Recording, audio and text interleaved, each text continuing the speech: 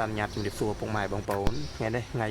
1ខែ1 2026ថ្ងៃនេះសូមធ្វើការបង្ហាញពីសកម្មភាពទម្លាក់សង្កសីជូនដល់អតិថិជននៅក្នុងការដ្ឋានសម្រាប់ថ្ងៃនេះគឺយើងដឹកជួបគាត់ជើងទី2ហើយគឺ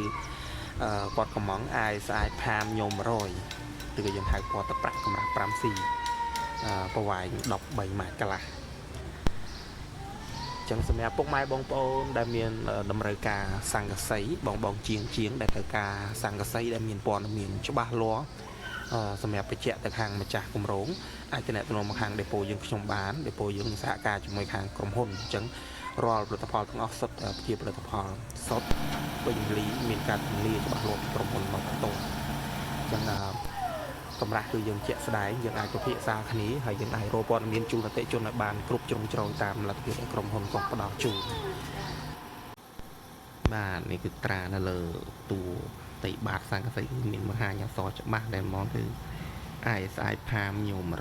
100ចឹងយើងដើមរៀបចំទម្លាក់ជូនអតិថិជនបដាហើយអរគុណច្រើនបងប្រុសសម្រាប់ឱកាសសហការមួយនេះហើយក៏ចង់បង្ហាញដល់អតិថិជនដែរសម្រាប់ការផ្គត់ផ្គង់របស់យើងគឺយើងផ្គត់ផ្គង់នៅផលិតផលសុទ្ធក្រុមហ៊ុនផ្ទាល់តែម្ដងអញ្ចឹងសម្រាប់ពុកម៉ែបងប្អូនបងដែលមានតម្រូវការហើយចង់សាកសួរពីព័ត៌មានលម្អិតអាចទំនាក់ទំនងមកតាមលេខទូរស័ព្ទដែលមាននៅលើវីដេអូនេះផ្ទាល់សូមអរគុណ